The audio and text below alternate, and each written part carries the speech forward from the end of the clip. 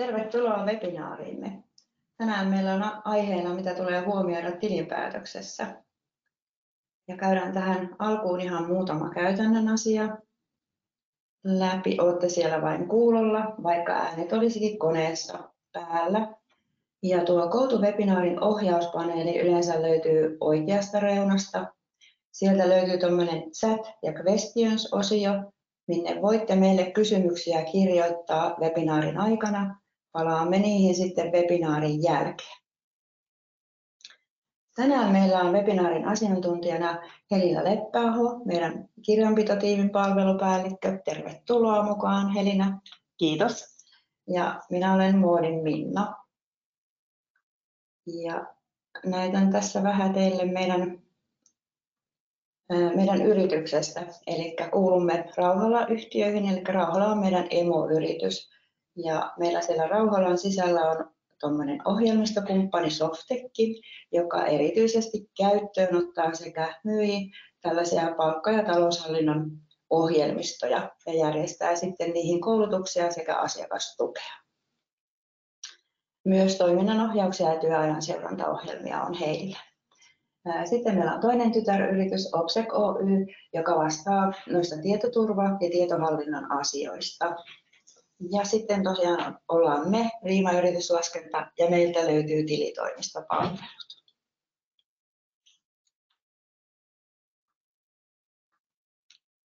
Meillä on 2 toimipistettä täällä Seinäjoella ja Alavudella. Ja Riimassa työskentelee tästä hetkessä 27 palkka-, HR- ja taloushallinnon asiantuntijaa. Asiakkaat meillä koostuu erilaisista pk-yrityksistä ja organisaatioista, jotka ovat hyvin eri toimialoilta ja eri kokoluokista. Tuotetaan vuosittain asiakastyytyväisyyskyselyjä ja viime vuoden tuo NPS-luku oli siinä 75. Ja samalla tavalla Ilmarinen työstää meille henkilöstötyytyväisyyskyselyt ja tämän vuoden tuo ENPS oli meillä 80. Meillä halutaan huolehtia henkilöstöstä hyvin ja ajattelemme sillä tavalla, että kun henkilöstö voi hyvin, niin se näkyy asiakkaalle erinomaisena asiakaspalveluna. Ja me ollaan tosiaan auktorisoitu tilitoimisto, eli Taloushallintoliitto valvoo meidänkin toimintaa. Ja meidän missio on varmistaa meidän asiakkaiden liiketoiminnan jatkuvuus, kannattavuus ja menestys. Ja tässä on muutamia asiakkuuksia, jotka ovat antaneet julkisesti luvan heitä käyttää ja suosittelevat meitä. Ja tästä päästäänkin sitten tämän päivän webinaariaiheeseen, mitä kaikkia pitäisi huomioida sille tilinpäätöksessä, ja annetaan Helinan tästä jatkaa. Ole hyvä. Niin, kiitos Minna. Eli webinaarin aihe on, mitä tulee huomioida tilinpäätökseen, ja käydään seuraavaksi vähän läpi asioita, että miten sitten voi valmistautua siihen tulevaan tilinpäätökseen jo hyvissä ajoin. Eli tilinpäätösaika on lähestymässä, koska vuosi on lähestymässä loppua ja monella yrityksellä tilikausi päättyykin sitten juurikin siihen vuodenvaihteeseen. Joten on ihan hyvä aika tässä kohtaa alkaa valmistautumaan tilinpäätökseen. Ja lähestyvään tilinpäätökseen onkin suositeltava alkaa valmistautumaan hyvissä ajoin, jotta tämä tilinpäätöksen laatimisprosessi sujuisi mahdollisimman tehokkaasti. Ja myös sitten, että tilinpäätös valmistuisi ajallaan. Kannattaa keskustella oman kirjanpitäjän kanssa aikataulusta ja sopia, mitä materiaalia tulee toimittaa tilinpäätöstä varten. Ja siinä samassa on sitten hyvä käydä läpi myös yhtiön lähitulevaisuuden suunnitelmia, joista myös kirjanpitäjäsi olisi hyvä olla tietoinen ja jotka saattavat olla tärkeitä tietoja myös sen nykyisen tilinpäätöksen laatimisen kannalta. Ja mitä tilinpäätöksellä tarkoitetaan? Tilinpäätös on vuosittain tilikaudelta laadittava dokumentti, joka kertoo yhtiön toiminnan tuloksen ja taloudellisen tilanteen. Tilinpäätös laaditaan tilikaudesta ja se perustuu yrityksen kirjanpitoon. Yhtiön säännönmukainen tilikausi on aina 12 kuukautta, mutta yrityksen ensimmäinen tilikausi tai tilikautta muutettaessa voi kuluva poikkeava tilikausi olla myös tätä lyhyempi tai pidempi, kuitenkin enintään 18 kuukautta, eli 1,5 vuotta. Osakeyhtiön tilinpäätös on laadittava vähintään 4 kuukauden kuluessa tilikauden loppumisesta, ja tarvittavat tilinpäätöstiedot tulee toimittaa eteenpäin verotusta varten veroilmoituksen yhteydessä. Ja yhteisöstä riippuen tilinpäätöksen laatimisesta vastaa hallitus. Osakeyhtiössä tilinpäätöksen laatimisesta vastaa myös toimitusjohtaja, mikäli sellainen on valittu. Ja tilinpäätös tulee päivätä ja allekirjoittaa nykysäännösten mukaan allekirjoituksen voi hoitaa myös sähköisesti. Eli ei tarvitse aina kierrättää niitä papereita, että saadaan tilinpäätökseen tarvittavat allekirjoitukset. Ja kirjanpitolain mukaan tilinpäätös sisältää aina vähimmillään tuloslaskelman ja taseen sekä pääsääntöisesti tilinpäätökseen lisätään myös lisäksi liitetiedot. Ja tilinpäätöksen liitetietojen antamisvelvollisuus riippuu yrityksen koosta ja yhtiön muodosta. Suurempien yhtiöiden tilinpäätökseen liitetään myös toimintakertomus ja mahdollisesti myös rahoituslaskelma. Makro- ja pienyritys on kuitenkin vapautettu toimintakertomuksesta ja rahoituslaskelmasta. Kirjanpitolain mukaan johtavat periaatteet tilinpäätöksen laatimisessa on, että kirjanpitovelvollisen on noudatettava hyvää kirjanpitotapaa, annettava oikea ja riittävä kuva toimintansa tuloksesta ja taloudellisesta asemasta ja ottaen huomioon myös olennaisuusperiaatteen. Tilinpäätösasiakirjojen tulee olla aina selkeitä ja asiakirjojen tulee muodostaa yhtenäinen kokonaisuus. Ja julkinen tilinpäätös antaa myös tärkeää tietoa omistajien lisäksi eri sidosryhmille, kuten pankeille, sijoittajille ja rahoittajille.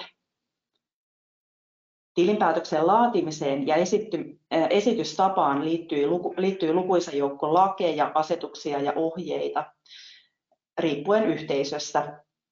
Yksityisen osakeyhtiön tilinpäätöksen laatimis- ja esittämistapaa säännellään esimerkiksi kirjanpito- ja osakeyhtiölaissa, kirjanpitoasetuksessa KPA, pien- ja mikroyritysasetuksessa PMA sekä Kilan yleisohjeissa ja lausunnoissa. Virallinen tilinpäätös on laadittava joko suomeksi tai ruotsiksi ja valuuttana on käytettävä euroa. Tilinpäätöksestä voidaan myös tehdä käännös jollekin muulle kielelle, mutta ne eivät ole silloin virallisia versioita. Ja tilinpäätöksen pohjalta laaditaan myös vuosittain tuloveroilmoitus Verohallinnolle. Osakeyhtiön tulee antaa tilinpäätökseen perustuva veroilmoitus aina 4 kuukauden kuluessa tilikauden päättymisestä. Liikkeen tai ammatinharjoittajan sekä avoimen yhtiön ja kommandiittiyhtiön on annettava elinkeinotoiminnan veroilmoitus aina, myös silloin, jos toimintaa ei ole ollut. Ja veroilmoitus on annettava Verohallinnon vuosittain määräämään päivämäärään mennessä. Ja miten sitten voit valmistautua tilinpäätökseen jo tilikauden aikana? Kannattaa verrata tulosta edelliseen tilikauteen ja arvioida sen pohjalta, miltä tulos tulisi tilinpäätöshetkellä näyttämään. Ja jos yritykselle on laadittu budjetti, kannattaa tarkistella, että onko siinä pysytty vai onko tullut paljon poikkeamia. Ennakkoverojen riittävyyttä on hyvä myös tarkastella pitkin tilikautta. Toiminimellä sekä henkilöyhtiöllä tulee ottaa huomioon myös henkilökohtaiset tulot ennakkoverojen riittävyydessä. Ja kannattaa huomioida myös verotuksessa ja oikeuskäytännössä hyväksyttävä verosuunnittelu. Yrittäjän kannattaa huomioida yrityksen ja yrittäjän kokonaisverorasitus, eli ottaa huomioon myös nämä molemmat molemmat puolet. Ja ajantasainen kirjanpito helpottaa myös aika paljon sitä tilinpäätöksen laatimista. Osalla yhtiöistä laaditaan tilinpäätöstasoinen kirjanpito kuukausittain, mutta paljon on myös niitä yhtiöitä, varsinkin pienempiä, joille laaditaan tilinpäätöstasoiset luvut vain kerran vuodessa. Ja oman kirjanpitäjän kanssa kannattaakin keskustella siitä, että olisiko yhtiön toiminta huomioiden järkevää laatia tilinpäätöstasoinen kirjanpito ihan kuukausitasolla, jossa olisi myös esimerkiksi poistot kuukausitasolla huomioitu, jolloin nähtäisiin ajantasaiset oikeat luvut myös tilikauden aikana. Ja osattaisiin näin ollen sitten myös ennakoida mahdollisiin poikkeamiin jo hyvissä ajoin.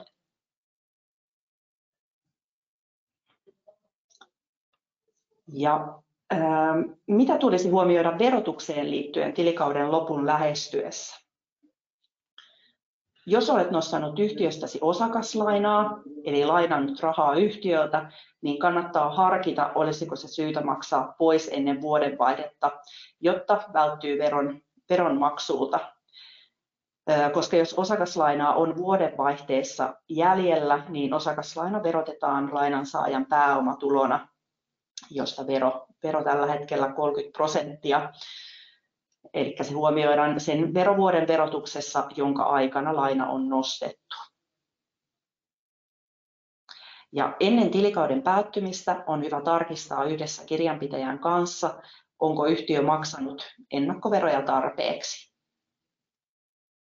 Lisäksi kannattaa viimeistään tässä vaiheessa myös päivittää tilanne, kannattaako yrittäjän maksaa itselleen palkkaa vai osinkoa. Ja itse asiassa tähän liittyen löytyykin Priiman verkkosivuilta tässä kuussa aiemmin pidetty webinaari, kumpi on kannattavampaa, palkanmaksu vai osingonnosto yrityksestä, josta pääsette sitten vähän saamaan vielä tarkempaa tietoa tähän liittyen. Eli löytyy tosiaan sieltä Priiman kotisivujen kautta.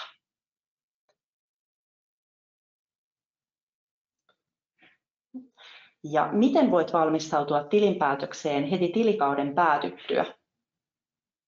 Käydään seuraavaksi läpi vähän näitä dokumentteja ja asiakirjoja, mitä sitten tulisi toimittaa kirjanpitäjälle hyvissä ajoin.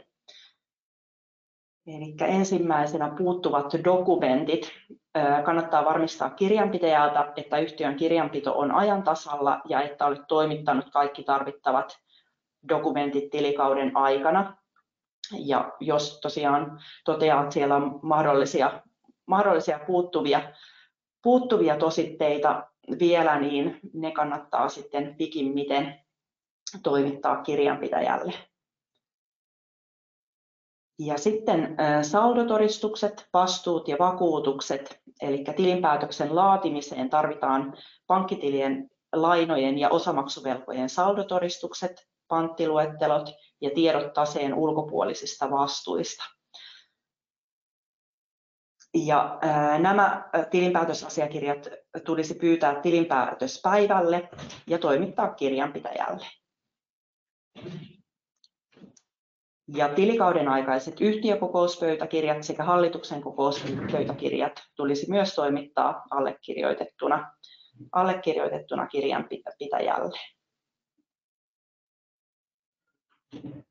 Ja leasing- ja vuokrasopimukset, eli leasingyhtiöistä vahvistus jäljellä olevasta vastuusta tilinpäätöspäivänä, niin osataan tehdä sitten tarvittavat kirjaukset tilinpäätöstä varten näistä vastuista. Ja salkkuraportit mahdollisista sijoituksista tulisi myös saada sille tilinpäätöspäivälle. Ja kirjanpitäjälle tulisi myös ilmoittaa mahdolliset omistusmuutokset ja muut olennaiset asiat tilikaudelta, jotka eivät käy ilmi muuten kirjanpidosta, esimerkiksi keskeneräiset korvausvaateet. Ja ilmoita kirjanpitäjällesi tilikauden jälkeiset olennaiset tapahtumat, esimerkiksi merkittävät investoinnit, yrityksen tai liiketoiminnan hankinta tai luovutus- ja rahoitussuunnitelmat. Ja jos oma pääoma on negatiivinen tilinpäätöshetkellä, osakeyhtiössä tulee tehdä kaupparekisteriin ilmoitus. Reaaliaikainen kirjanpito mahdollistaa aina myös oman pääoman tilanteen tarkastelun tilikauden aikana, ja viimeistään tilinpäätöstä laadittaessa selviää sen hetken oman pääoman määrä. Ja varsinkin aloittavilla yrityksillä oman pääoman seuranta ja sen mahdollinen menetys korostuvat. Oma kirjanpitäjäsi seuraa toki tilikauden aikana myös oman pääoman tilannetta, ja yhdessä hänen kanssaan voi käydä läpi eri vaihtoehdot tilanteen korjaamiseksi. Jos toiminimen oma pääoma on negatiivinen tilinpäätöksessä, kaikkia korkoja ei voi vähentää. Ja tarkista myös osakaslainat. Jos yrittäjä on velkaa yritykselle vuodenvaihteessa, velka verotetaan yrittäjältä pääomatulona. Ja kannattaakin tarkastella myös, että voisiko mahdolliset osakaslainat kirjata vielä palkaksi ennen vuodenvaihdetta. Ja sitten vielä muuta tilinpäätöksessä huomioitavaa. Kirjanpitäjän kanssa kannattaa käydä läpi poistosuunnitelmat ja myös niiden asianmukaisuus. Lisäksi on hyvä keskustella siitä, että onko mahdollista hyödyntää korotettuja poistoja uusista kalustohankinnoista. Ja mikäli yhtiöllä on varastoa, varmista, että varasto inventoidaan asianmukaisesti tilikauden päättymispäivänä ja että varaston arvostus on asianmukaisella tasolla. Yhtiön varasto arvostetaan aina alimman arvon periaatteella, joka voi olla hankintahinta, jälleenhankintahinta tai joskus jopa myyntihinta. Varaston arvo esitetään ilman arvonlisäveroa. Eli kirjanpitäjälle tulee toimittaa allekirjoitettu varastolistaus näistä. Ja sitten myynnit ja luottotappiokirjaukset. Varmista, että kaikki tilikaudelle kuuluvat myynnit on kirjattu kirjanpitoon. Käy läpi avoimet myyntisaamiset yhdessä kirjanpitäjän kanssa, ja mikäli saamisiin sisältyy pitkään erääntyneitä tai muuten epäkurantteja saamisia, niin tulisi sopia sitten myös luottotappiokirjauksista.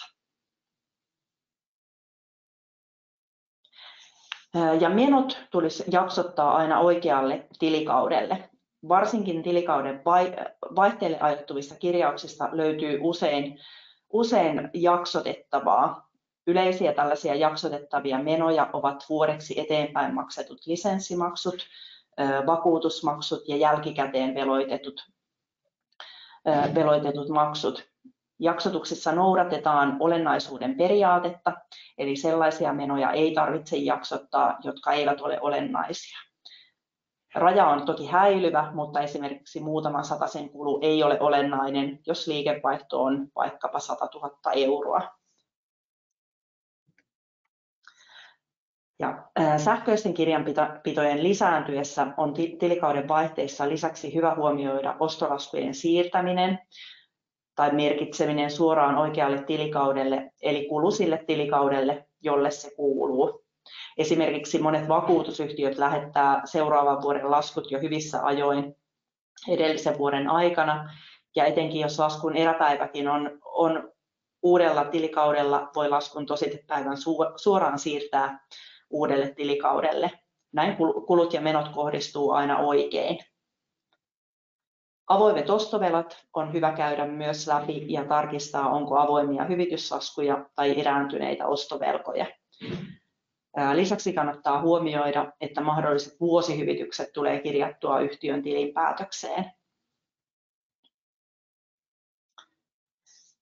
Ja palkkojen osalta tulee kirjata mahdolliset bonukset ja muut vain vuosittain käsiteltävät palkkaerät, kuten lomapalkkavelat ja pekkasjaksotukset. Tilinpäätökseen täytyy jaksottaa myös kirjaamattomat matka- ja kululaskut. Nykysäädösten mukaan tilinpäätöksessä täytyy myös esittää liiketoimet intressitahojen välillä sekä lähipiiritapahtumat. Näiden tunnistaminen voi joskus olla aika haastavaa. Oman kirjanpitäjän kanssa käytyjen keskustelujen perusteella saadaan kuitenkin lähipiiritapahtumat tunnistettua ja oikealla tavalla tuotua esille tilinpäätöksen liitetiedoissa. Tase-erittelyjen laatiminen kuuluu tilinpäätökseen, mutta nämä tase-erittelyt eivät ole julkisia asiakirjoja. Tase-erittelyissä on yksityiskohtaisesti lueteltu taseen tilien sisältö. Kirjanpitäjä laatii nämä tase-erittelyt ja toimittaa ne yritykselle.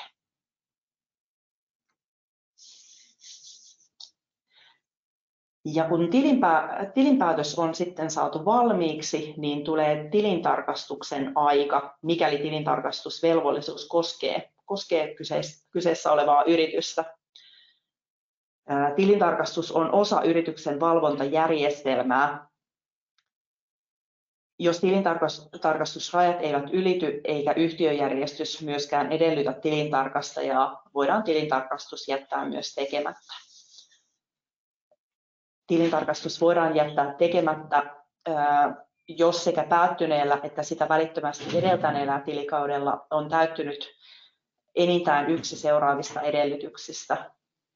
Taseen loppusumma ylittää 100 000 euroa, liikevaihto tai sitä vastaava tuotto ylittää 200 000 euroa tai palveluksessa on keskimäärin yli 3 henkilöä. Tilintarkastus on kuitenkin aina suoritettava yhteisössä, jonka pääasiallisena toimialana on arvopapereiden omistaminen ja hallinta ja jolla on huomattava vaikutusvalta toisen kirjanpitovelvollisen liiketoiminnan ja rahoituksen johtamisessa.